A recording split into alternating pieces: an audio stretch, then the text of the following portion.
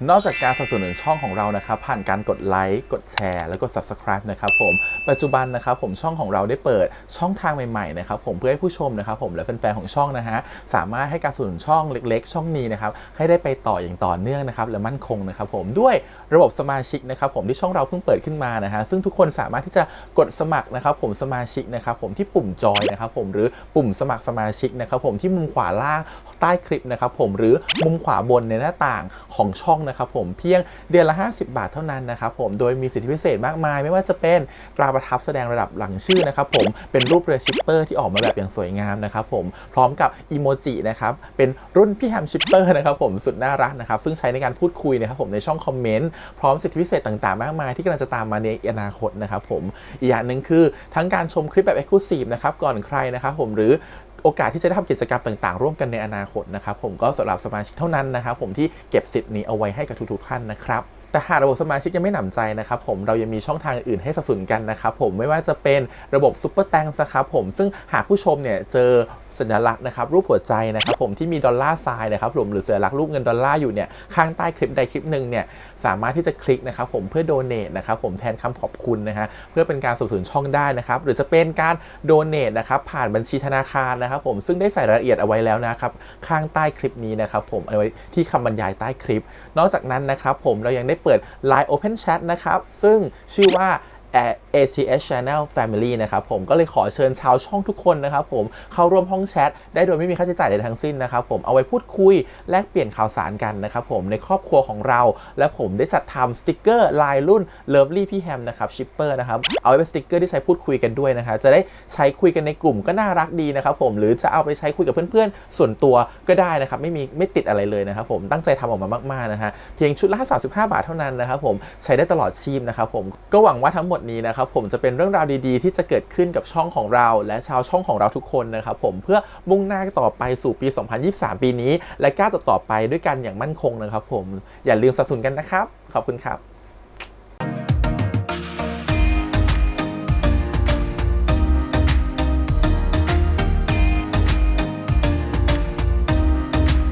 สวัสดีครับยินดีต้อนรับสู่ช่อง ATS Channel นะครับกับพบกันอีกครั้งการ reaction นะผมวันนี้อยู่พี่แฮมนะครับกับการ reaction series เรื่องชาย The Series นะฮะ EP ที่ 4 แล้วเปิดภาพโปรโมมาเป็นคุณนรันนะครับผมนอนนั่งอยู่แล้วก็มีคุณนะฮะผู้พันไก่ของเราผู้พันไกรเลิศนอนหนุนตักแต่ถอดเสื้อภาพโปรโมมันเอาเรื่องมากอ่ะเดี๋ยววันนี้มาดูกันต่อเลยกับ EP ที่ 4ว่าเรื่องราวจะแซ่บขนาดไหนนะกับผู้พันไกรเลิศแล้วก็นรันห้องสมุดคีตการเราจะออกมาได้ไหมหรือจะติดอยู่นั้นอีก1 อาทิตย์เดี๋ยวมาดูกันที่แน่ถ้าใครอยากดูภาพเต็มๆนะครับแบบ 100% เต็มเนื้อหาครบนะและภาพแบบคมชัดฉากเลิฟซีนแบบไม่โดนตัดเลยแนะนำให้ไปดูเต็มๆได้ที่ VTV นะฮะผมอันนี้พี่แฮมบอกแล้วนะเพราะอยู่กับพี่แฮมเนี่ยจะดูได้แค่ 50% ของเนื้อหานะผมแล้วก็เนื้อหาเนี่ยมันจะไม่ครบเลยอย่างหนึ่งก็คือว่าตัวของภาพมันจะโดนตัดออกไปโดยเฉพาะเลิฟซีนนะครับโอเคงั้นเดี๋ยวไปตามต่อกับชาย EP ที่ 4 นะครับผมแต่ก่อนอื่นเลยขอบคุณก่อนนะฮะทาง VTV แล้วก็ทาง Beyond Cloud ที่อนุญาตให้ reaction ได้นะครับไปดูกันครับผมกับชาย EP ที่ 4 ครับไปเลยใครไปเที่ยวทะเลอ่ะ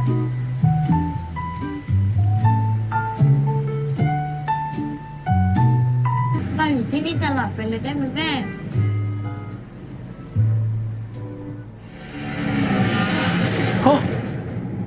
โอ้โห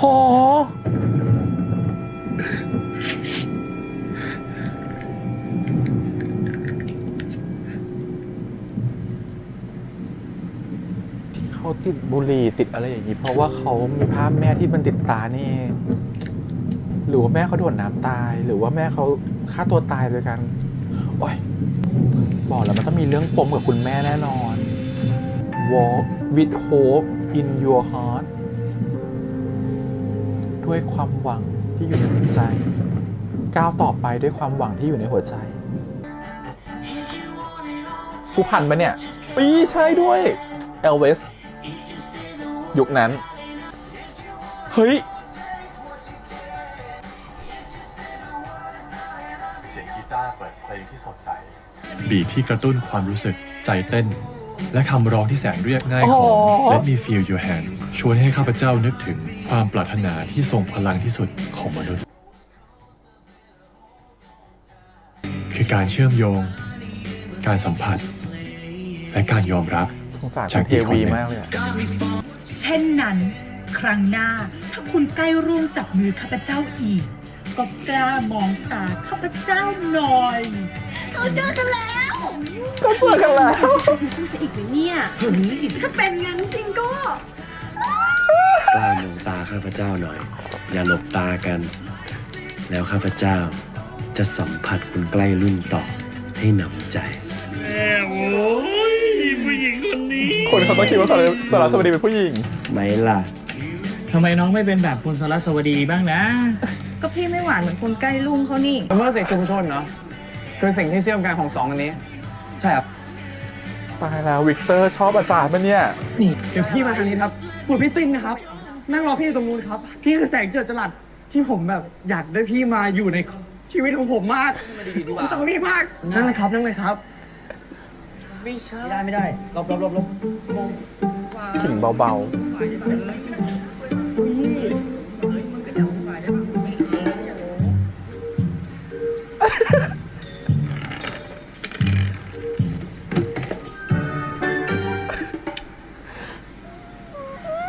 แอบหอมแก้มแล้ววิกเตอร์ก็มาดู ผู้เกียรติมากต้องแบบต้องเก๋เดี๋ยวนะเดี๋ยวไม่ได้ผู้เกียรติตั้งนานแล้ว วิกเตอร์ถ้าสงสัยอะไร ถ้าจะให้รู้กันเฉพาะเรา จะเขียนโพธนาให้คนพูดถึงทั้งเมืองทำไม ที่จริงแล้วปอดแหก ไม่กล้าเปิดเผยหรือเปล่าแรงนะ กล้าไหมล่ะ เอาสิ ไปข้างนอกกันจูบกันบนเคาน์เตอร์บรรณารักษ์เอากันข้ามชั้นหนังสือ ไป อย่าเล่น เขียนให้เหมือนปากหน่อย เก่งให้เหมือนปากนะ อยู่บนเคาน์เตอร์มาแล้วไปเอาที่ชั้นหนังสือบ้าง ออกไปข้างนอกคือไปชั้นหนังสือนะ คุณก็รู้ ว่าผมไม่ได้เก่งแค่ปาก เก่งอะไรอีก คุณนรัตน์เก่งอะไรอีก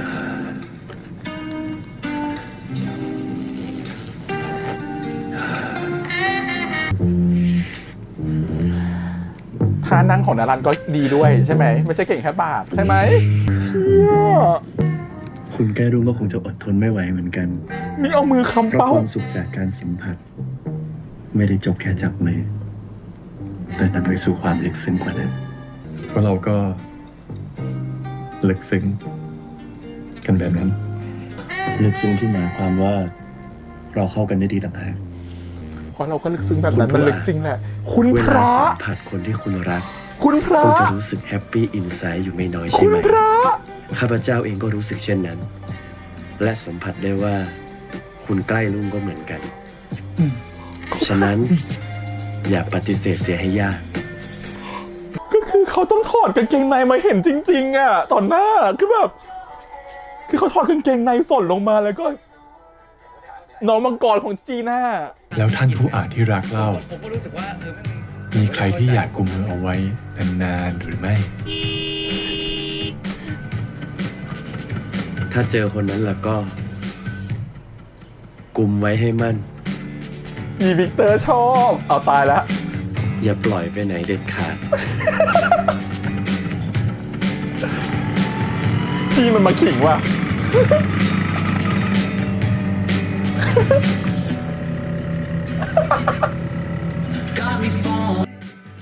เพราะไม่ว่าจะเป็นความรักที่เปิดเผยได้หรือไม่ มันก็ทำให้เราตั้งคำถามกับตัวเองว่า ในโลกที่ซับซ้อนนี้ เรายังมอบสัมผัส และการยอมรับที่ปราศจากเงื่อนไข ให้กับใครสักคน ได้หรือไม่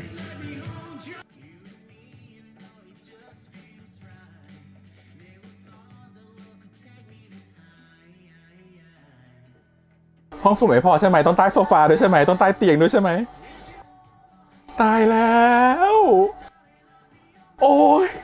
15 นาทีแรกมันจะฆ่าคนดูให้ได้ ถ้าครัวตกก็เกาะเอวเราไว้ดิบ้าเหรอจะนั่งตัวเกรงทำไมอ่ะ หลังแล้วนุ่มนะ หลังนุ่มก็ต้องซบหน่อยอ่ะเน้นขับเร็วจะได้โอบจะเอากระเป๋ามากันไว้ก่อน ไม่อยากกอดโดยตรง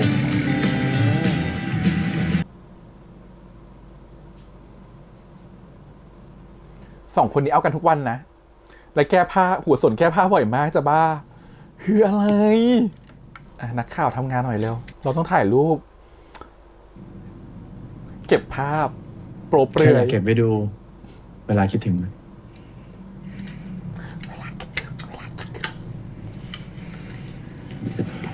เดี๋ยวผมต้องไปแล้ว เดี๋ยวสิไม่เป็นไรเดี๋ยวไป อะไรอ่ะอุ๊ย สตาลิน ของคนรู้จักนะแค่พยายามช่วยให้เขาได้ตีพิมพ์ เหรอ แล้วเป็นไง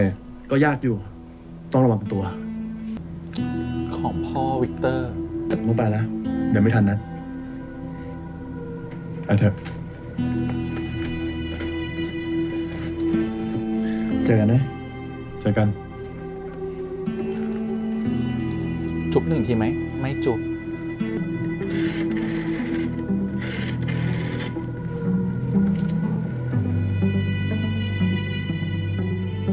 วิระติดต่อสำนักพิมพ์ที่อเมริกาให้หน่อยสิ ที่เคยมาขอสัมภาษณ์เนี่ย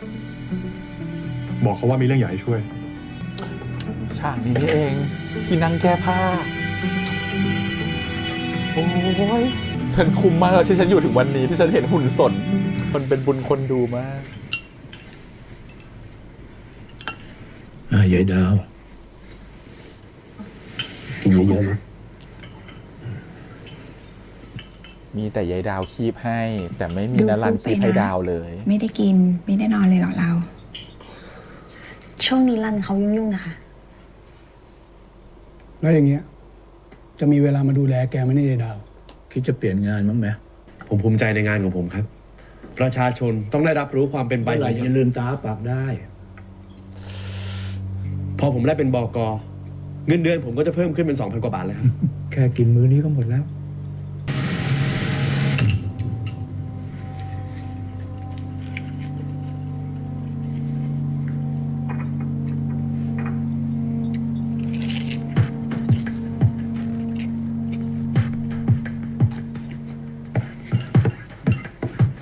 ไว้หน้าเราบ้างได้ไหม ป้าดาวยังไม่ไว้หน้าเราเลย ก็ทำให้ป้ายอมรับสิ อย่าทำให้มันยากไปกว่านี้ได้ไหมป่ะเดี๋ยวให้เขาลบไปส่ง ไม่เป็นไร เราต้องไปสำนักพิมพ์ เธอเพิ่งจะมาจากสำนักพิมพ์ไม่ใช่เหรอ ดาวก็รู้นี่ว่า เราต้องทำงานหามรุ่งหามค่ำแบบนี้ตลอด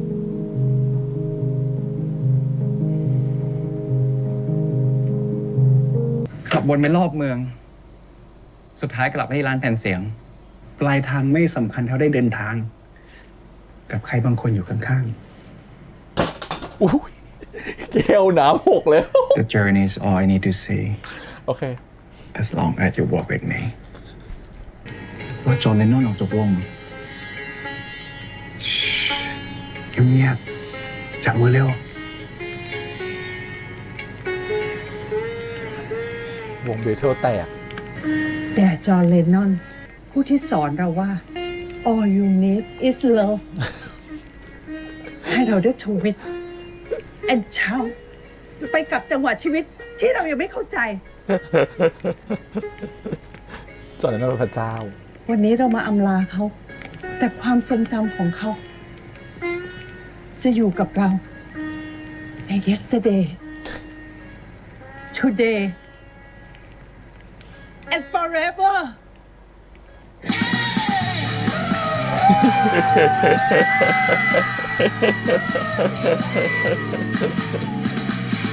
ทำเหมือนกับว่ามาสวดส่งจอห์นเลนนอนตายเปล่าจอห์นเลนนอนไม่ตายจ้ะ ที่ออกจากวง มึงที่ไม่พลาดสักงานเลยนะ แล้วเพิ่งโผล่มาเหรอ กูเนี่ย อยู่ตั้งแต่พิธีเริ่มแล้ว ทำไมกูไม่เห็นวะ ก็ชัวร์ดิ มึงมองอยู่แต่คนเดียว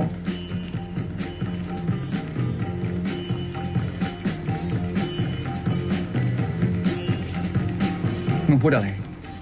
มึงกับธันวาคบกันเหรอ ทำไมเธอพูดเรื่องนี้ได้แบบ ติน ไม่มีคำถาม ยังไงอ่ะ มึงก็ยังเป็นเพื่อนกูนะเว้ย โอเค ไม่ระแคะระคายไม่ได้ว่าถ้าเพื่อนจะชอบผู้ชาย ไอ้ นี่มันครั้งแรกเลยที่กูไม่รู้ว่ากูทำอะไรอยู่ ก็ตอนนี้มึงไม่ได้ใช้สมองไง แต่มึงกำลังใช้หัวใจอยู่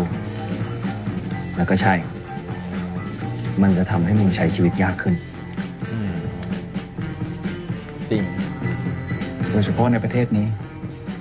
ถ้ามึงอยากจะพาเขาหนีกลับไปที่ฝรั่งเศสเนี่ย พ่อกูเขาอยากได้มึงไปช่วยงานที่กงสุลอยู่เสมอมึงอย่าเพิ่งคิดไปไกลขนาดนั้นเลย แต่ที่ไหนก็ยังไม่เปิดรับเรื่องนี้นะตอนนั้นอะ ทันว่ามันเป็นคนจริงใจนะ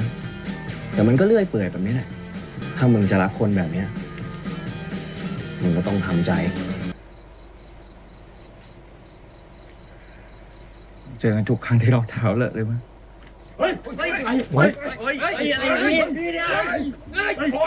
อยู่ดีไม่ว่าดีเสือกอยากจะเป็นคอมมิวนิสต์ไม่มีใครตายดีสักคน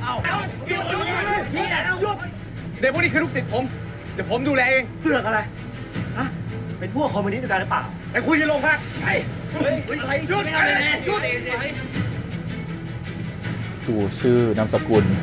เลิกเลย สุวรรณภา มื้อนี้พวกผมเลี้ยงนะอาจารย์ ไม่เป็นไร ยังไงผมก็ต้องช่วยอยู่แล้ว แต่ผมว่าสิ่งที่พวกคุณทำก็ไม่ถูกนะ จอมพลถนอมได้ชนะเลือกตั้ง ได้เสียงข้างมาก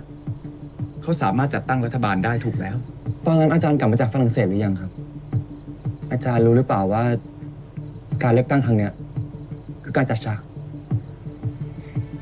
พรรคสหประชาไทย มีทั้งทหารทั้งสวหนุนหลัง นี่คือการสืบทอดอำนาจไปเรียนถึงเมืองนอกเมืองนาแต่ไม่ได้อะไรกลับมาด้วยเลย แรงมาก แต่ถ้าต้องก้าวไปข้างหน้าเพราะใช้ความรุนแรง ผมไม่ก้าวไปกับพวกคุณได้หรอก ประเทศจะพัฒนาได้ต้องใช้ความรู้ แต่เมื่อกี้ที่รอดมาได้อะไม่ใช่เพราะความรู้ แต่เพราะนามสกุลอาจารย์นะ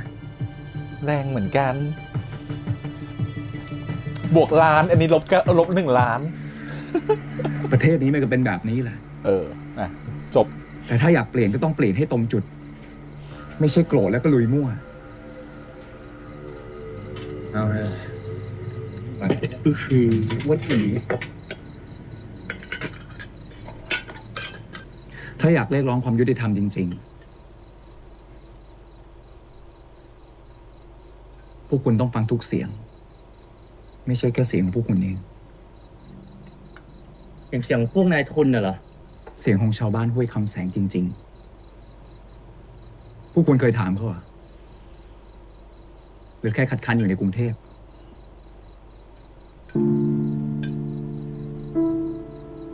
แล้วอาจารย์รู้หรือว่าชาวบ้านเขาคิดยังไงกัน ไม่รู้เพราะงี้ผมถึงต้องลงพื้นที่ ไปคุยกับพวกเขาด้วยตัวผมเอง ก็อยากรู้เหมือนกันว่าชาวบ้านเขาคิดยังไงกันแน่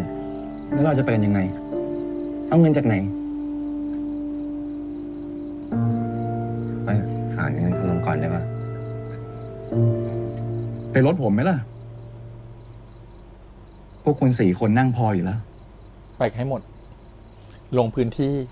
ห้วยคำแสง เอาให้หมด ไปดูพระอาทิตย์ขึ้นกันไหม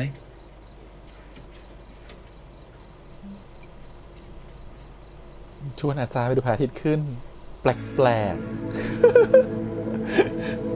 บ้านผมอยู่ชุมชนข้างหลังนี้เองอ่ะ ผมวิ่งเล่นแถวนี้ตั้งแต่เด็กพระอาทิตย์ขึ้นที่ฝรั่งเศสสวยไหม แล้วแต่วัน บางวันก็หม่นบางวันก็สวย ผมไม่เคยมีโอกาสเห็นที่อื่นเลย ลืมตาดูโลกมา ก็เป็นคนไทยละแต่ไม่แค่หน้าหลังเนี่ย คุณรู้อะไรไหม ๆหน้าไม่ไทยอย่างเดียว ท้องฟ้าที่เมืองไทย สวยที่สุดนะโดยเฉพาะเวลาพระอาทิตย์ขึ้น แต่อาจารย์ก็เห็นมาหลายที่ ก็เลือกได้สิว่าที่ไหนดีกว่า ก็ถ้าคนไทยมีชีวิตดีกว่านี้อะคงแบ่งเวลาปากกัดตีนถีบมามองฟ้าสบายๆได้บ้าง ท้องฟ้าเมืองไทยคงสวยกว่านี้เยอะเลย ช่างเปรียบเปรย ใช้คำได้ดีนะ อืม น่าจะไปเป็นนักเขียน มากกว่านักปฏิวัติ เป็นทุกอย่างเลยไม่ได้เหรอ อุ๊ยคำนี้กระแทกอาจารย์ อยู่ให้ได้ถึงวันที่จะได้เป็นก่อนแล้วกัน เป็นอาจารย์พิเศษสอนผมแค่คาบเดียว ไม่ต้องสอนผมตลอดเวลาก็ได้มั้ง สอนเพราะห่วง เดี๋ยวเขายิ่งชอบนะ ไม่สอนก็ได้ พูดแบบนี้เดี๋ยวเขาชอบนะ สอนพระห่วงเนี่ย งั้น ไม่เรียกอาจารย์แล้วนะ ผมขอเรียกพี่ได้ปะ สเต็ปอัพ สเต็ปอัพ เรียกอะไรก็เรียกครับอย่าขึ้นไอก็พอ ขอบคุณที่ห่วงนะปิตริน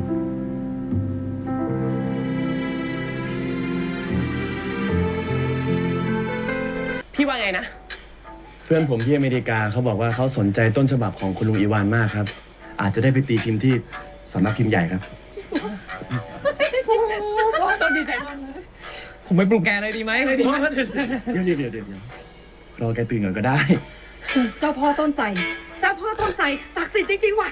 สาธุสาธุสาธุ แม่ไปบนกับท่านไว้เหรอ 20 ปีที่แล้ว เดี๋ยวกูต้องรีบไปตลาด ซื้อหัวหมูแก้บนก่อนเดี๋ยวมันหมด 20 ปียังจำได้ ขอบคุณมากนะขอบคุณตัวหัวโอ้ยหล่อเหลือเกิน ยินดีมาก เดี๋ยว ครับ ไปยังไงดีวะ คุณวีร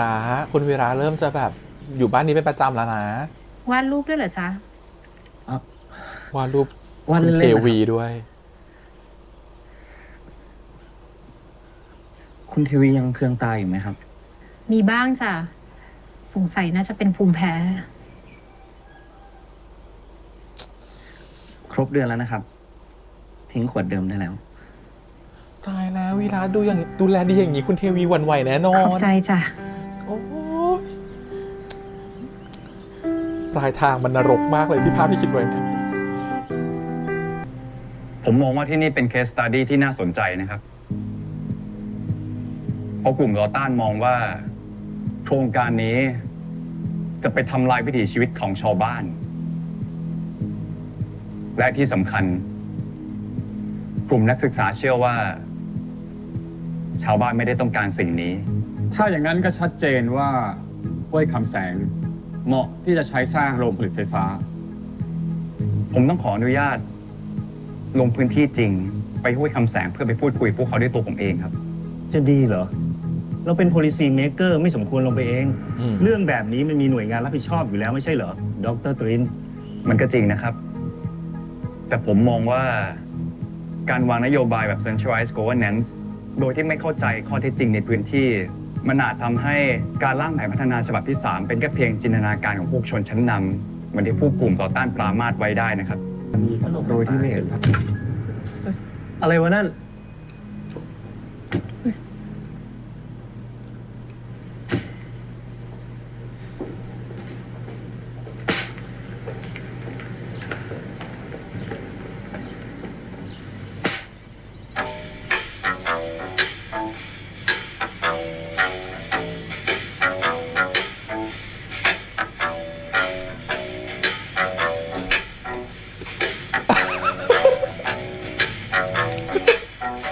ผมว่าเดี๋ยวเราไป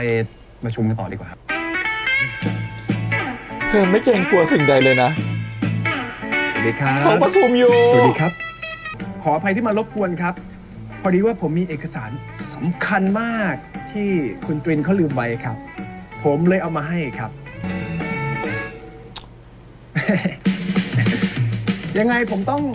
ขอตัวก่อนนะครับคุณตริน สวัสดีทุกท่านอีกครั้งครับ ขอบคุณครับ ขอบคุณครับ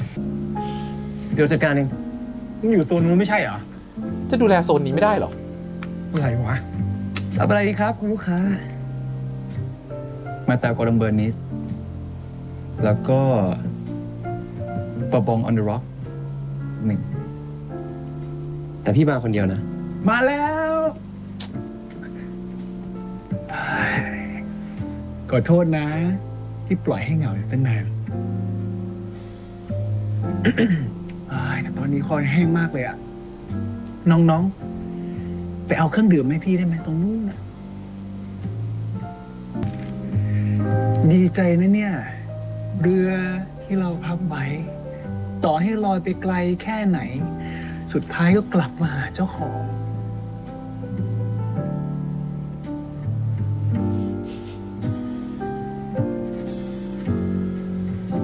ผมแค่จะมาบอกว่า วันหลังอย่าแวะไปที่ทำงานผมอีก แค่นั้นแหละ ไม่ว่า ปากแข็ง นะ คิดถึงก็บอกกันตรงๆสิครับ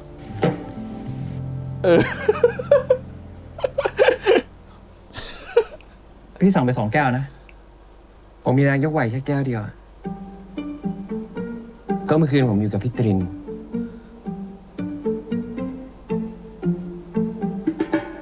ไม่ได้นอนทั้งคืน เอาเลยเว้ย เด็กมันจะแย่งเว้ย ผมเต้นยาวถึงห้วยคำแสงแล้วตอนนี้ การพัฒนา เพราะฉะนั้นโครงการนี้จึงนับได้ว่าเป็นก้าวที่สำคัญในการที่จะเสริมสร้างความมั่นคง สร้างงาน และกระตุ้นเศรษฐกิจ เราพร้อมที่จะให้ความร่วมมือกับทุกภาคส่วน มันรู้ปากรอแล้ว บนพื้นฐานของข้อเท็จจริง มันรู้ปากรอแล้ และ ว ความเข้าใจร่วมกันครับ ทำให้เขาเขินและแอบถ่ายมันน่ารักอ่ะ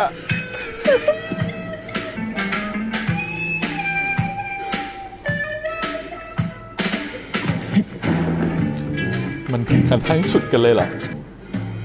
ไม่กลัวคนเห็นเหรอตรงเนี้ย เดี๋ยวก่อนใจเย็น กล้าชิบหาย ยังจะทำโรงไฟฟ้าต่ออีก นายมึงเบาๆหน่อย เดี๋ยวออกไปข้างนอกก่อนค่อยคุย ก็จริงปะวะ ผู้พันไก่ ตริน เดี๋ยวผมช่วย บิ๊กไก่ บิ๊กไก่ มาทำไมอ่ะ ก็มาส่งทรินไง เดี๋ยวผมช่วย ผมไปกับพี่ตรินอยู่แล้ว คนนอกอย่ายุ่ง เธอจะได้คนนอก แค่ลูกศิษย์ที่เรียนกับอาจารย์กันแค่คาบเดียว เฮ้ย คุณไปช่วยเพื่อนเถอะ ผมขอเวลาส่วนตัว มิเตอร์ไปใช้เวลาที่ต่างจังหวัดนะลูก ไม่เป็นไร เด็กมันปีนเกลียวอ่ะ ต้องสั่งสอนซะบ้าง เป็นไง เท่ปะล่ะ แต่ตกลงรักนะ คุณกำลังทำอะไรอยู่อะเราเป็นอะไรกัน ก็เพื่อนรักไง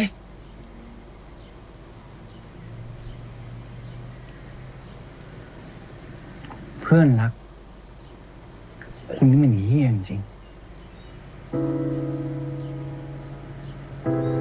โลเลลอยไปลอยมาไม่เอาอะไรเลย ไม่เคยคิดจะเอาอะไรเลยอย่ามาเล่นกับใจผมเพื่อนเขาไม่จูบกัน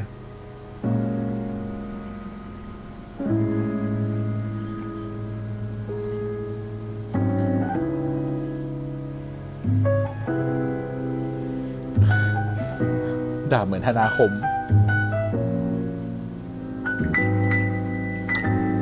ใช่เพื่อนเขาไม่จูบกันต้องแบบนี้ นี่ไม่ใช่เพื่อน เขาเลยจูบเอาจูบเอา ดูดิ ถ่ายแต่ปาก ถ่ายแต่หน้า ถ่ายแต่มือ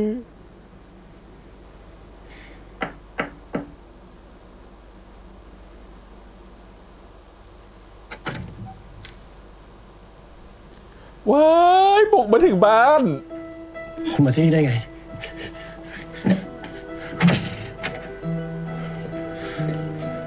คุณรู้จักบ้านผมได้ยังไง รู้เรื่องคุณทุกเรื่องแหละ ผมคิดถึงคุณนะคุณก็คิดถึงผมใช่ไหม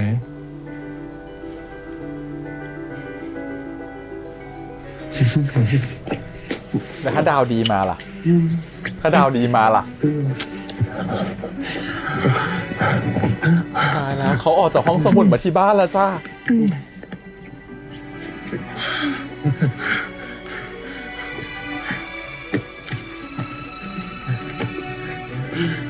มันรีบ เ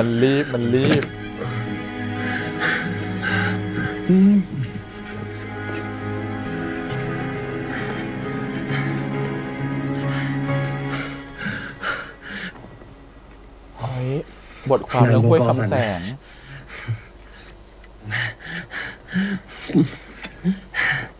ยังเล่นข่าวนี้อยู่อีกเหรอ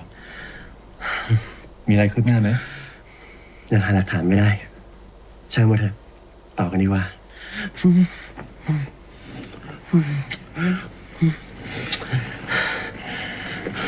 โอ้ยเขากังวลอะอนาคตของเธอ เรานอนกอดกันดีกว่า ใช่ไหมนะ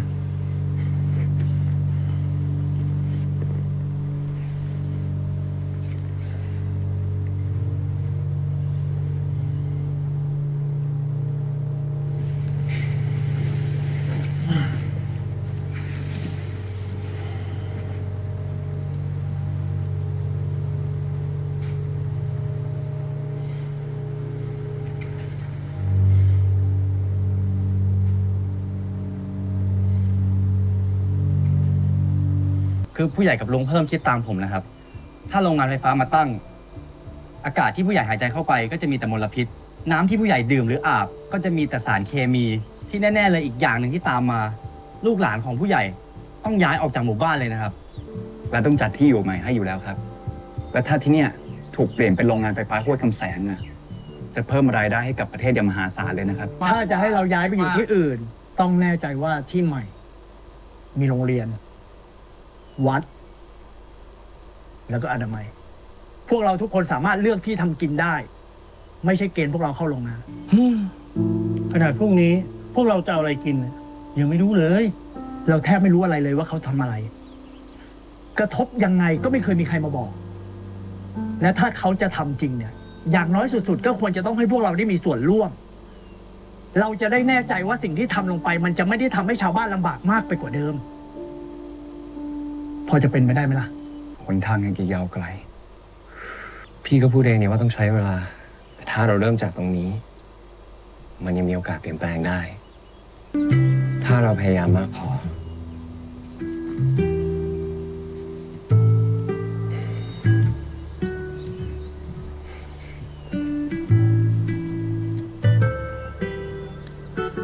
ธงเขียวที่ไม่เล่นกับใจเธอนะคนเนี้ยวิกเตอร์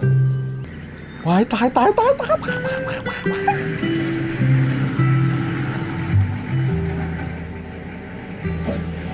มีคนตามมาฉันว่าละ มันไม่ปล่อยหรอก เทรนมาแล้วครับ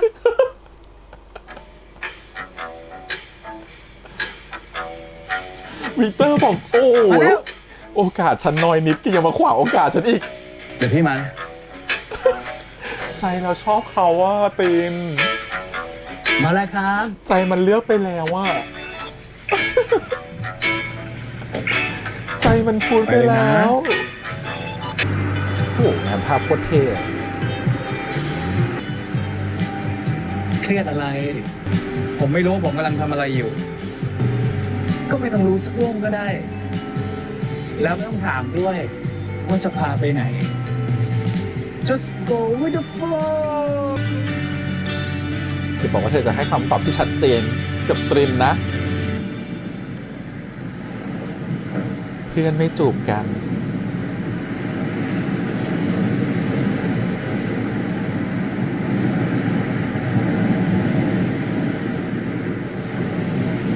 แม่เราเอง มาเล่าเรื่องแม่ที่มาทะเล แม่เราเป็นนักเขียน เป็นศิลปิน ชอบร้องเพลงเต้นรำมีชีวิตชีวาที่สุด เลือกทิ้งเราไปตอนเราอายุ12 แม่พาเรามาเที่ยวทะเลกับเพื่อนๆแม่มีความสุขด้วยกันเต็มที่รูปนี้แม่ดินกว้าง เราดูไม่ออกไม่มีใครดูออก แม่นอนอยู่บนชายหาดหวังให้น้ำทะเลขึ้นจนตัวเองจมน้ำตาย หรือเขาไม่รู้สาเหตุของการจากไปด้วย ข่าวทุกช่องสรุปว่าเป็นการตายด้วยอุบัติเหตุเมื่อบารมีของพ่อตำรวจเลยสรุปคดีแบบนั้น แต่เรารู้ดีว่ามันไม่ใช่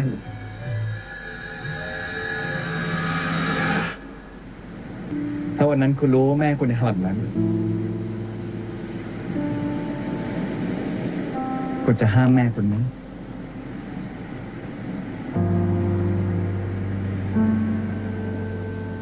ไม่ทุกคนต้องมีสิทธิ์เลือกทำตามหัวใจของตัวเอง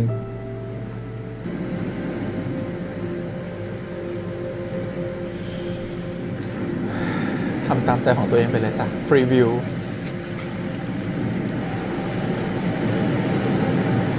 คุณตินเขาชูสแล้วอ่ะ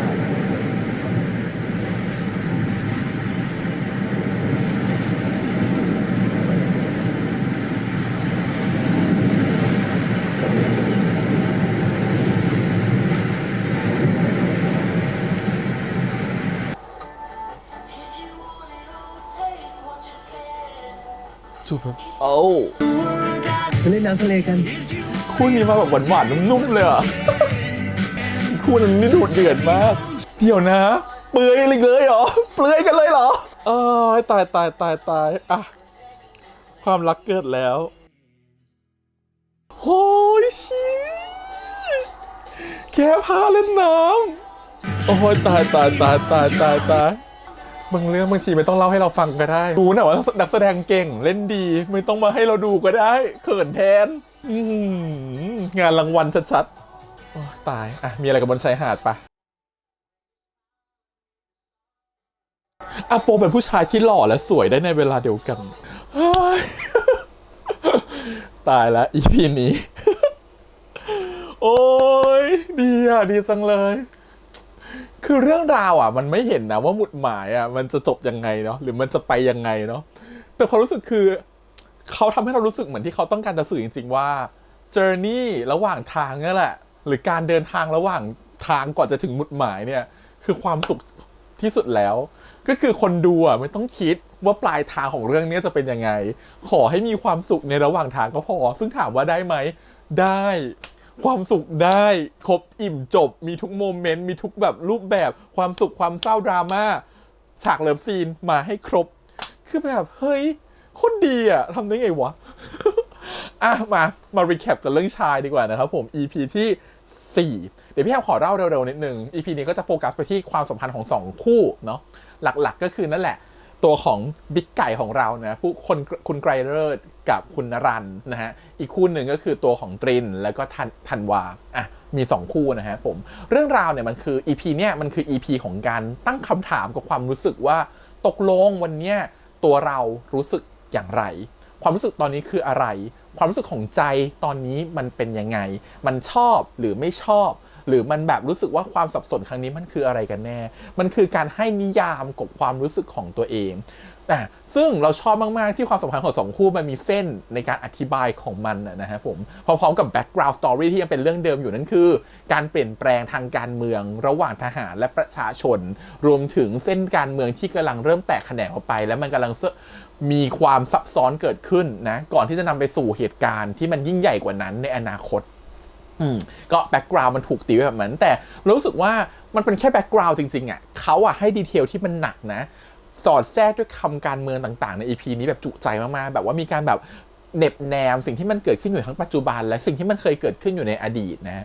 แต่ขณะเดียวกันน่ะเขาก็ไม่ทิ้งความรู้สึกของตัวละครที่มันเป็นมนุษย์คนหนึ่งอ่ะที่ยังเดินอยู่บนเส้นทางที่ยังไม่รู้เหมือนกันว่าอนาคตประเทศไทยจะเป็นอย่างไรอ่ะแต่วันนี้ฉันก็อยากจะตักตวงความสุขเอาไว้ก่อนฉันอยากจะอยู่กับความสุขในเวลาตอนนี้ก่อนโดยที่ไม่ทิ้งความสุขตรงนั้นไปเรารู้สึกว่ามันเขาเก็บได้ครบอารมณ์มากๆEP นี้มันถูกเปิดมาด้วยการที่ว่าเราให้เห็นอดีตเนาะว่าแม่ของธันวาจากไปโดยการฆ่าตัวตายเนาะสันนิษฐานว่าคงจะเป็นโรคซึมเศร้าหรือเป็นเพราะอะไรแต่โรคซึมเศร้าอันเกิดจากสิ่งใดเนี่ยไม่แน่ใจอาจจะเกิดกว่าความสัมพันธ์ของเขากับพ่อของเขาก็ได้ทำให้แม่ตัดสินใจที่จะฆ่าตัวตาย มันทำให้ตัวของตรินน่ะเลือกเส้นทางเดินหนีที่ไม่ทำตามพ่อแต่วิ่งหาสิ่งตรงข้ามนั่นคือการที่รู้สึกว่าอยากจะเป็นอาร์ติสต์หรือศิลปินเหมือนแม่อยากจะรู้สึกอยากทำอะไรก็ทำมีฟรีวิลเป็นของตัวเองคืออยากทำอะไรฉันจะทำฉันไม่สนใจอีกแล้วว่าคนอื่นจะคิดยังไงเพราะว่าฉันมองว่าคนเรามันจะตายเมื่อไหร่ก็ได้บางครั้งหากการตายนั้นมาซึ่งความสุขก็ตายไปเถอะคือเขามองว่าถ้าเขาเป็นแม่เขาณจังหวะนั้นน่ะถ้าเขารู้ว่าแม่เขาจะฆ่าตัวตายเขาจะปล่อยให้แม่เขาตายไหมปล่อยซึ่งไอความคิดของเขาแบบนี้นั่นแหละที่มองถึงความสุขไว้ก่อนแล้วมองอิสระไว้ก่อนมันเกิดจากการที่เขาไม่อยากมีความทุกข์อีกต่อไปแล้วเพราะภาพของแม่เขาอ่ะมันยังฝังอยู่ในความทรงจำของเขามันทำให้เขาฝันร้ายตลอดเวลาสิ่งที่ตัวตรินบอกว่าคุณดูช่างมีความสุขซะเหลือเกินคุณเหมือนกับไม่สนใจโลกนี้คุณทำได้ยังไงผมทำไม่ได้ผมเป็นคนที่ต้องมีมายสโตนหรือมีหมุดหมายตลอดเวลาว่าผมจะไปยังไงแต่ขณะเดียวกันน่ะตินเขาไม่รู้ว่าจริงๆแล้วอ่ะตัวของธันวาเองเขาก็มีเรื่องเสียใจที่มันเป็นด้านดาร์กของเขา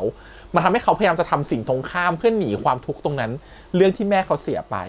พอตรินได้รับรู้อ่ะมันทำให้ตัวของตรินน่ะตัดสินใจง่ายขึ้นว่าที่ฉันชอบคนเนี้ยที่เธอมาเล่นกับใจฉันน่ะที่เธอพับกระดาษให้ฉันน่ะเฮ้ยจริงๆฉันชอบเธอว่ะ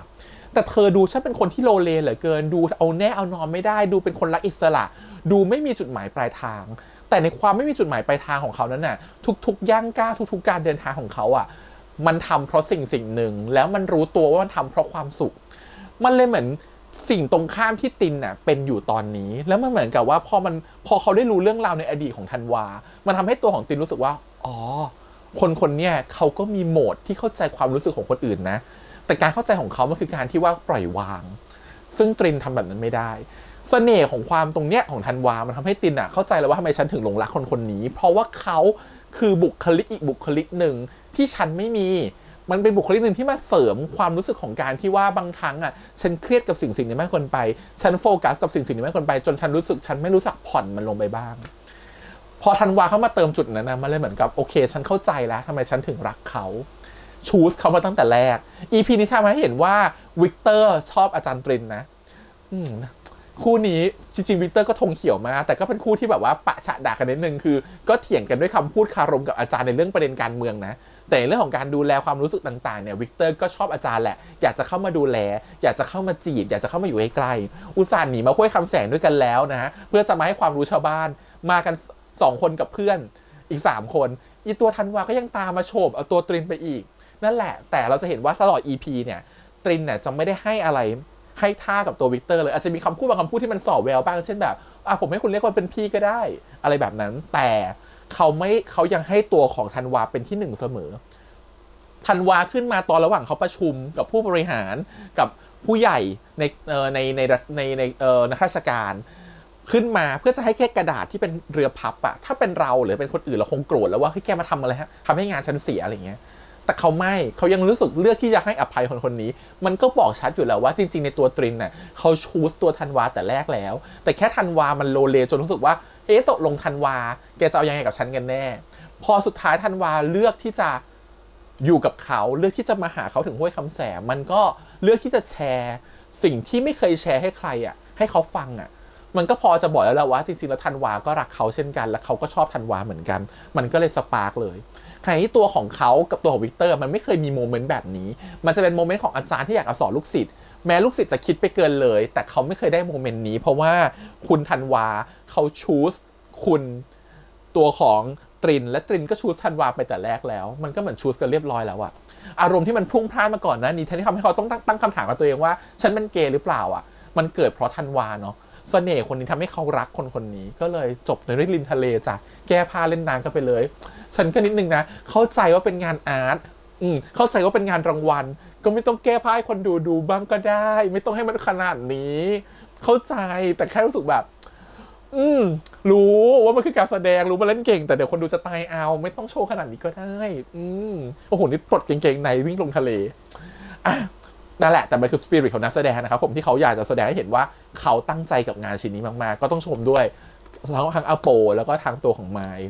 เก่งมากๆทำให้เราหลงรักเขาได้เสมออโปเป็นคนที่มีบุคลิกแบบสวยก็ได้หล่อก็ได้ชอบมากเลยอ่ะมันเป็นบุคลิกที่แบบ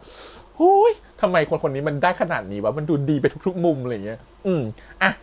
น่าจะจบประเด็นของ2คนนี้เพราะ2คนนี้รู้แล้วกันแล้วมาอีกประเด็นหนึ่งนั่นคือตัวของตรินเนี่ยพยายามทำงานเพื่อจะพิสูจน์ว่าสิ่งที่ฉันคิดเนี่ยมันถูกเราย้อนกลับมาเรื่องการเมืองนิดนึงนะขอไปแตะนิดนึงคือตรินเนี่ยพยายามจะบอกว่าการที่ภาครัฐเข้ามาช่วยแล้วเวรคืนที่ดินนู่นนี่นั่นน่ะมันก็เป็นการช่วยชาวบ้านแต่ที่ตรินพูดก็แค่คอนเซปต์มากๆวิธีนำไปปฏิบัติจริงมันต้องมีคนเสียเปรียบแล้วมันต้องมีคนเสียผลประโยชน์อยู่แล้วแต่การเสียผลประโยชน์ตรงนั้นมันถูกชดเชยด้วยอะไรสิ่งเหล่านั้นมันถูกแก้ในเวลาต่อมานะฮะคือพอคนที่พัฒนาประเทศเขาจับจุดได้ว่ามันคือความเจริญรุ่งเรืองหรือฟาซิลิตี้บางอย่างที่เข้าไปอยู่ในต่างจังหวัดได้มันทำให้คนรู้สึกว่าเฮ้ยถ้ามีสิ่งนี้มาฉันก็ไม่ตั้งคำถามแล้วเราจะเห็นว่าชาวบ้านให้เธอเลือกนะว่าเธอจะช่วยหรือไม่ช่วยเธอจะให้ฉันเลือกอะไรเธอบอกฉันไม่มีความรู้สิ่งนี้มันเหมือนตลกร้ายนะแต่มันเกิดขึ้นจริงๆมันเกิดขึ้นกับทุกคนด้วยโดยที่คุณก็ไม่รู้ตัวเหมือนกันอย่างเช่นถ้าคุณต้องไปโหวตว่าเอารัฐธรรมนูญนี้ไหม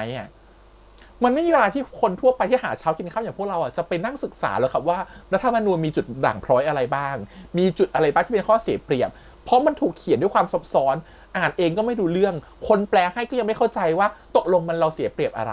ไม่ต่างกับเหตุการณ์นี้เลยฮะ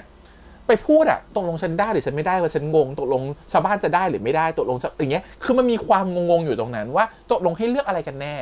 นั่นแหละสุดท้ายเราก็เลยเลือกไปตามที่คนเขาบอกว่าดีแล้วมาทำให้ประเทศเราเป็นแบบนี้ส่วนหนึ่งมันอาจจะมาจากการศึกษานะฮะและส่วนหนึ่งมันเกิดจากการที่ประเทศเรายังเป็นคนยากจนมันทำให้เราหาเช้ากินค่ำจนไม่สนใจเรื่องอื่นและอีกส่วนหนึ่งเหล่าผู้นำประเทศเขารู้ครับว่าคนมันไม่มีเวลามาศึกษาหรอกถ้าเรายิ่งป้อนอะไรบางอย่างที่เป็นเรื่องของชาวบ้านเรื่องของชาวบ้านคือข่าวที่มันเกี่ยวกับชาวบ้านข่าวคนตายข่าวขโมยเงินข่าวพระกับศรีกาคนก็ไม่มีเวลามาสนใจเรื่องอื่นแล้วสนใจแค่เรื่องชาวบ้านก็เหนื่อยแล้วเนาะนี่แหละมันคือจุดอ่อนที่เหล่าคนที่เขานำประเทศอยู่เขารู้ว่าคนไทยมันมีจุดแบบนี้เพราะเราเหนื่อยกันทุกวันจนเราอยากจะหาจุดว่าทำอะไรก็ได้ที่มีความสุขไม่อยากรับอะไรหนักๆอีกแล้วเพราะเราหนักมาอยู่แล้วทั้งวันอันเนี้ยเป็นกลวิธีแบบหนึ่งที่สุดท้ายแล้วว่ามันก็จะนำพาไปสู่การที่ทำให้คนพวกเราเข้าไปเลือกเขาบอกว่าดีใช่ไหมเลือกเขาบอกว่าไม่ดีใช่ไหมเลือกสุดท้ายสิ่งที่เราได้มาก็คือการชี้นำของใครบางคนหรือคอนเซปต์อะไรบางอย่างที่บอกว่าดีสุดท้ายมันไม่ดีแบบนั้นรัฐธรรมนูญที่เราเห็นอยู่ตอนนี้มันก็มีจุดแผลเยอะเหมือนกันนะที่เราก็เข้าใจกันอยู่นะทุกคนก็รู้แต่สุดท้ายหากเปรียบเทียบว่ามันหากมีสิ่งใหม่เกิดขึ้นมามีรัฐธรรมนูญใหม่ขึ้นมามีนโยบายใหม่ออกมาถามว่าคนในวันนั้นจะเข้าใจไหมว่าสิ่งไหนดีสิ่งไหนไม่ดีถึงให้เป็นช่วงเวลาที่ข้อมูลมันฟลัดเข้าหาเราข้อมูลมันเยอะมากๆทุกคนพร้อมจะแชร์ข้อมูลว่านี่มันดีหรือไม่ดีถามว่าคุณไปสนใจมันหรือเปล่าสุดท้ายประชาชนก็จะไม่สนใจอยู่ดีครับแล้วก็เป็นเลือกตามๆกันแล้วสุดท้ายคุณก็จะได้อะไรแบบนี้ออกมาโคตรเป็นตลกร้ายเลยนะแต่มันโคตรจะเป็นเรื่องจริงเลยว่าสุดท้ายแล้วฉันเลือกแล้วฉันเสียอะไรฉันเลือกแล้วฉันได้อะไรมันจบอยู่แค่นี้เลยถ้าฉันเลือกแล้วโอเคประเทศเดินต่อได้ก็แค่นั้นไม่ต่างกับที่ตินพูดเมื่อกี้เลยว่าถ้าชาวบ้านเลือกครับประเทศนี้จะพัฒนาอีกมากมายเลยนะถ้าเราเป็นชาวบ้านเราคงถามว่าแล้วประเทศพัฒนาแล้วเกี่ยวอะไรกับผมไม่เห็นจะได้อะไรเลยกลับมานะถ้าสมมุติว่าคุณแค่ได้เงินชดเชย 200,000 ชาวบ้านรู้สึกว่าได้ใช่ไหมถ้าชาวบ้านได้ปุ๊บ 200,000 เป็นเงินก้อนใหญ่เลยชาวบ้านยอมเลยเพราะฉะนั้นเนี่ยแหละมันคือสิ่งที่ทำให้มันเกิด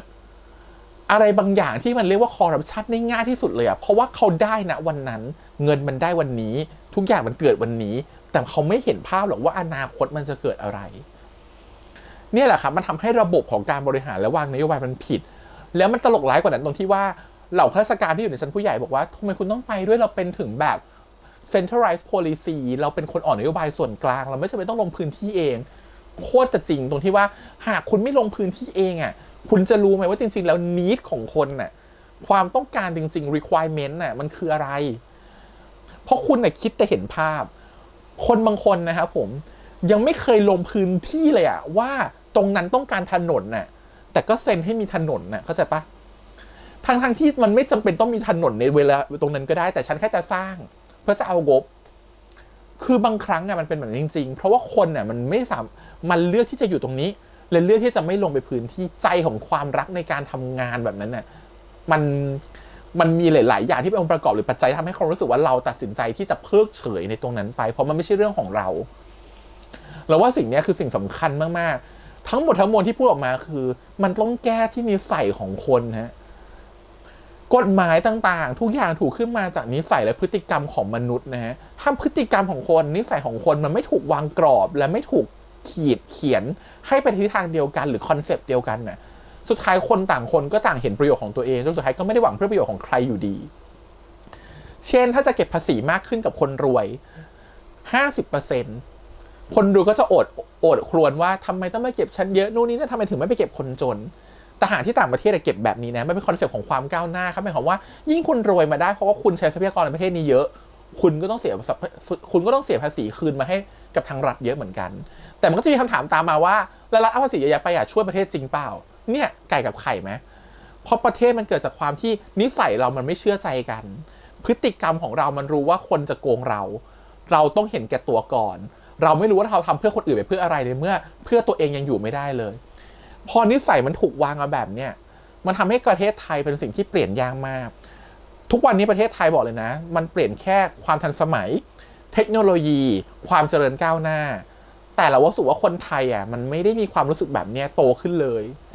เราไม่ได้ว่าคนไหนนี่ว่าตัวเองด้วยนะตัวเองรู้สึกเลยว่าเราก็สนใจตัวเราเองก่อนมากกว่าสนใจคนอื่นเหมือนกันเวลแฟร์ไม่ต้องพูดถึงแค่เก็บขยะเพื่อจะช่วยโลกยังทำไม่ได้เลยขณะที่เราไปเห็นบางประเทศที่เขาทำแบบจริงจังเขาทำได้สุดท้ายทั้งหมดทั้งมวลมันอยู่ที่พฤติกรรมมนุษย์ครับและนิสัยของคนกฎหมายมันต้องเขียนเพื่อให้เหมาะกับนิสัยคนประเทศนั้นๆถ้านิสัยของคนมันไม่ถูกเปลี่ยนกฎหมายมันก็จะไม่เปลี่ยนไปสอดคล้องกับนิสัยของคนหรอกมันก็ยังเป็นแบบเดิมๆช่องโหว่แบบเดิมๆสิ่งที่เกิดก็จะเกิดขึ้นซ้ำๆจะประวัติศาสตร์กี่พันกี่หมื่นปีมันก็ยังเป็นแบบนั้นเพราะฉะนั้นสิ่งที่ตัวของตรินบอกว่าการเปลี่ยนแปลงไม่ได้เกิดขึ้นแป๊บเดียวมันต้องใช้เวลามันใช้เวลาจริงฮะเพราะกรุงโรมก็ไม่ได้สร้างได้แค่วันเดียวแต่ใช้เวลาแค่ไหนล่ะ1 เดือน1 ปีหรือสิ่งที่เราเป็นอยู่ตอนนี้คือเราย่ำมาแล้ว40 กว่าปีโดยที่ไม่มีอะไรเปลี่ยนแปลงเลยนับจากวันนั้นจนถึงวันนี้เฮ้ยพูดแล้วมันก็สะอึกเนาะโอเควันนี้คือสิ่งที่มันเกิดขึ้นในพาร์ทการเมืองอีกพาร์ทนึงคือจอห์นเลนนอนนะฮะอันนี้ทุกคนไปตามกันได้เรื่องเกี่ยวกับจอห์นเลนนอนน่าจะมีคนทำเรื่องของเขาไว้เยอะ PYMK ก็เหมือนเคยทำนะของพี่ฟาโรสไปฟังอรรถชีวประวัติของเขาได้ซึ่งทำไมวงมันต้องยุบเพราะว่าวงมันถูกยุบเนื่องจากมันมีความขัดแย้งกันภายในวงอยู่แล้วนะระหว่างพอลแมคคาร์นีกับตัวของจอห์นเลนนอนเนาะซึ่งความขัดแย้งหลักๆส่วนหนึ่งก็มาจากโยโกโอโนะก็คือแฟนของจอห์นเลนนอนเนาะซึ่งพอมันเกิดความขัดแย้งกันในวงเนี่ยด้วยพอลแมคคาร์นีเขาจะมีความเป็นเฮดของวงนิดนึงมันก็สั่งสมกันมาจนสุดท้ายแล้วจอห์นเลือกที่จะออกจากวงในปี1969และพอก็เลือกที่จะยุบวงในปี1970ก็เป็นเหตุการณ์ต่อๆกันมานะฮะซึ่งทำให้คนที่เคยเป็นเพื่อนสนิทกัน2 คนเนี่ยระหว่างจอห์นกับตัวของพอลเนี่ยแตกกันอย่างรุนแรงมากสุดท้ายความจริงเหล่านั้นหรือการที่จะกลับมารียูนิตของวงเนี่ยมันก็ไม่เกิดขึ้นเพราะจอห์นเนี่ยรู้สึกว่าจะมาเสียตอนปี1980หลังจากนั้นประมาณ10 ปีเนาะเขาก็มาเสียนะฮะผมด้วยวัยที่ไม่เยอะเลยซึ่งเหตุการณ์ตอนนั้นทั้งโลกก็ช็อกเพราะว่าถ้ามันอยู่ในวงที่ดังที่สุดในโลกตอนนั้นถึงแตก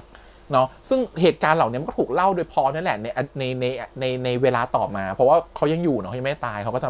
มีเรื่องเกี่ยวกับเขามาเล่าอย่างเงี้ยจนรู้ความคนก็มาปฏิบัติต่อเรื่องกันก็มีหลายๆเรื่องซึ่งลองไปหาอ่านกันได้แต่เหตุการณ์ครั้งนั้นมันยิ่งใหญ่มากสำหรับคนที่โอ้โหบีทเทิลตอนนั้นมันคือวงเต่าทองเนี่ยมันคือความยิ่งใหญ่ของยุคนั้นถัดจากเอลวิสมาก็คือยุคนี้มันคือความยิ่งใหญ่ของความที่ว่าเขาเป็นเหมือนแสงสว่างของคนทั้งโลกเขาเป็นเหมือนแสงสว่างของการนำพาฟรีวิวคือจิตวิญญาณเสรีครับอยากทำอะไรก็ทำเราอยากเป็นอะไรก็เป็นเนาะซึ่งมันเป็นต้นกำเนิดของแรงบันดาลใจหลายอย่างไม่ว่าจะเป็นการเรียกร้องสิทธิเสรีภาพการเรียกร้องความเป็น LGBT มันเป็นต้นกำเนิดจากการแต่งเพลงของเขาสิ่งนั้นแหละมันทำให้ทุกอย่างมันเปลี่ยนแปลงทั้งโลกในเวลาต่อมาด้วยบทเพลงแล้วเขาก็ใช้คอนเซปต์ของเพลงนั่นแหละมาใช้กับเรื่องนี้ต่อว่าการต่อล้อต่อเถียงของเพลงนั่นแหละที่ทำให้สังคมตอนนี้โฟกัสว่าคุณใกล้รุ่งกับสุรสวดีชอบกันจริงหรือเปล่าบทความมันทำให้คนคิดว่า2 คนนี้จิ้นกันไม่พอคนมันไม่อยากเสพสื่อที่มันแบบปวดหัวในเวลานั้นฉันขอเสพสื่อของความรักระหว่างใกล้รุ่งและสุรสวดีแทนละกันแล้วเขาก็เอาเพลงมาด้วยซึ่งความหมายของเพลงก็ถูกถ่ายทอดออกมาในมิติที่มันต่างมุมกันระหว่างใกล้รุ่งและสุรสวดีนะครับผมซึ่งเราเห็นฉากที่เขาบอกว่าส่งจอห์นเลนนอนเหมือนจอห์นเลนนอนจะตายเนาะแต่ไม่ใช่มันเหมือนแบบจิตวิญญาณเสรีของเราได้จากวงไปแล้วอะไรเงี้ยฟีลแบบนั้น พี่แฮมเชื่อมแบบนี้เพื่ออะไรเพื่อจะเชื่อมมาหาสุรสวดีและไกรรุ่งนั่นคือคุณไกรเลิศและนรันนั่นเองแซ่บที่สุดในโลกห้องสมุดยังออกไม่ได้นะจ๊ะทุกคนตอนนี้จะไปบ้านของนรันต่อแล้วติดอยู่แค่ตรงนี้แหละตอนนี้จะไปติดที่ทะเลแล้วก็ติดอยู่ที่ห้องสมุดยังวนๆอยู่ตรงนี้นะออกไปไหนไม่ได้ห้องสมุดมันยังอยู่ก็คือเป็นห้องลับของเขา2 คนอ้างว่าทำงานแต่หนีไปเจอกันคนหนึ่งทิ้งภรรยาให้นอนอยู่ที่บ้านคนเดียวเพื่อจะมาเจอกับนรันอีกคนหนึ่งนรันนะครับผมก็ทิ้งแฟนอ้างว่างานเยอะไม่ได้ไปสำนักพิมพ์แต่แอบมาอยู่ในห้องลับด้วยกันในห้องสมุดห้องนี้มีเซ็กกันฉ่ำมีนู่นมีนี่กันฉ่ำความรักมันเป็นความรักนะมีคนบอกเขาไม่ใช่ความรักพี่แอบว่ามันคือความรักแต่เป็นความรักที่มันมีความแบบเธอก็เข้าใจนะว่ายุคนั้นน่ะการเป็นเกย์มันเปิดเผยไม่ได้โดยเฉพาะผู้ชายเนี่ยความแบบมีอะไรอยากจะมีอะไรมันมีตลอดเวลาอยู่แล้วเดี๋ยวนี้ผู้ชาย2 คนมันก็ยิ่งเพิ่มเลเวลของความอยากจะมีอะไรกันขึ้นไปอีกเนาะแล้วพอมันเป็นเกย์คุณไกรเลิศมันถูกเก็บความอย่างนี้ไว้เป็น10 ปีไอ้นรันมันก็เก็บสิ่งตรงนี้เอาไว้พอมันถูกระเบิดออกมันเลยเหมือนแบบทุกอย่างแตกออกจากกันฉากที่เหมือนกับว่าตัวของไกรเลิศ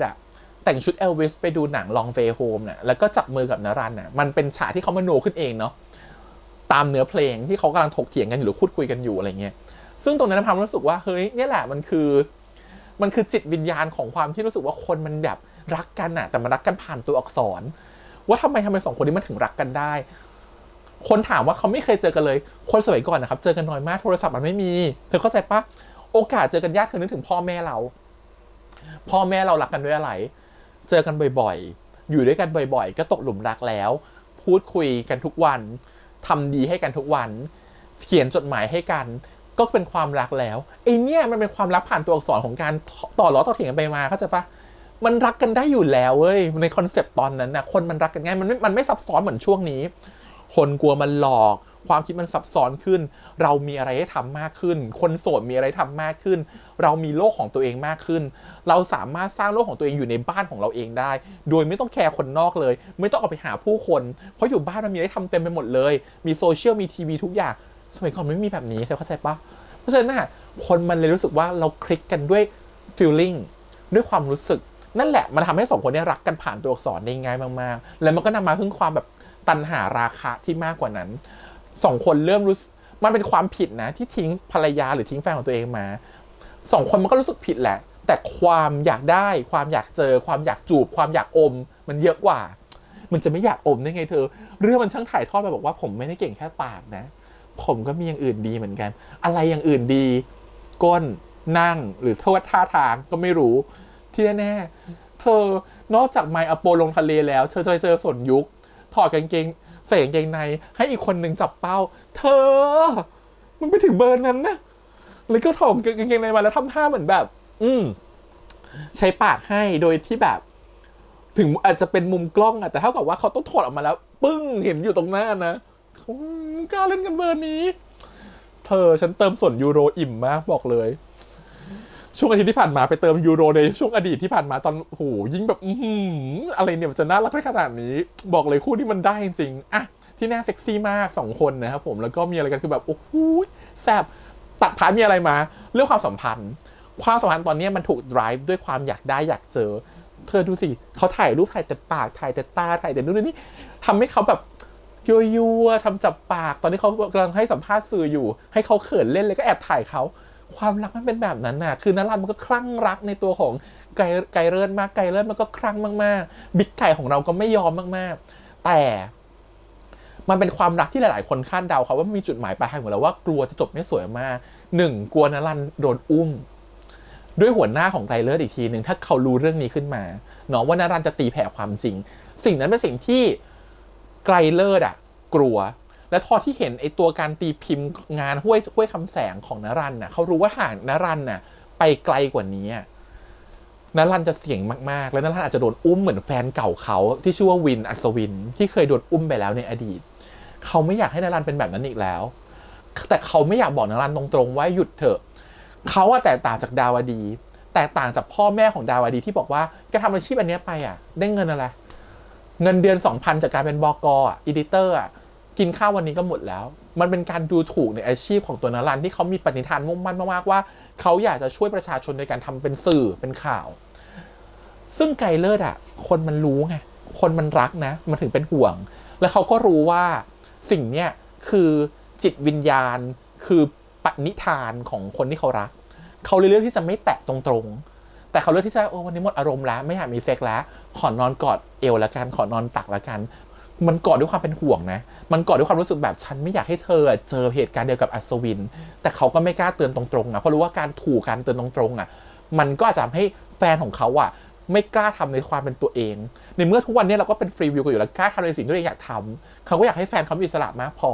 แต่เดี๋ยวคงต้องหาวิธีเตือนแหละว่าถ้าคุณทำแบบนี้ต่อไปมันทำให้คุณเดือดร้อนนะนั่นแหละความรักเลยไม่รู้จะเกิดยังไงถ้าเขาหยุดทำข่าวแล้วว่าเขาปลอดภัยความรักมันยังไปต่อได้แต่หากตัวของนรันยังฝืนทำข่าวแบบนี้ต่อไปเราว่าความปลอดภัยเนี่ยมันจะแม้มันจะโดนการันตีความปลอดภัยโดยไกลเลิศได้ประมาณหนึ่งแต่เรารู้สึกว่ามันอาจจะไม่เป็นแบบนี้เสมอไปเจ้านายเขาถ้ารู้อาจจะไม่ยอมถ้าเทวีรู้ว่าความสัมพันธ์ของสองคนนี้เป็นความสัมพันธ์ที่มันเกิดขึ้นแล้วมันเป็นชู้เราไม่รู้เทวีจะทำอะไรนะเทวีจะยอมหรือเปล่าก็ไม่รู้แล้วเทวีจะคิดอะไรหรือเทวีจะไปมีชู้เหมือนกันกับตัวของวีระก็อาจจะแบบรู้สึกผิดทั้งคู่ก็ได้ถ้าผิดทั้งคู่เขาก็อาจจะรู้สึกว่าอย่างเรื่องนี้ให้มันจบไป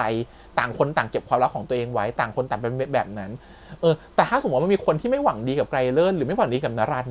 เรื่องนี้จบไม่สวยแน่นอนเรารู้สึกว่าสุดท้ายแล้วไกลเลิศพยายามปกป้องนรันแต่ความสัมพันธ์ของเขาทั้งคู่สองคนมันไม่สามารถจะอยู่ได้ด้วยหน้าที่การงานแบบตอนนี้มันอาจจะกลายเป็นว่านรันเป็นเมียลับๆของไกลเลิศได้ถ้าสุดท้ายแล้วเนี่ยนรันไม่ยอมแบบออกจากอาชีพสายข่าวซึ่งเราคิดว่ามันก็ยากมากที่นรันจะยอมออกปลายทางของสองคนเนี่ยมันไม่แยกกันก็ต้องมีใครตายถ้าเรื่องจะจบให้สวยก็คือ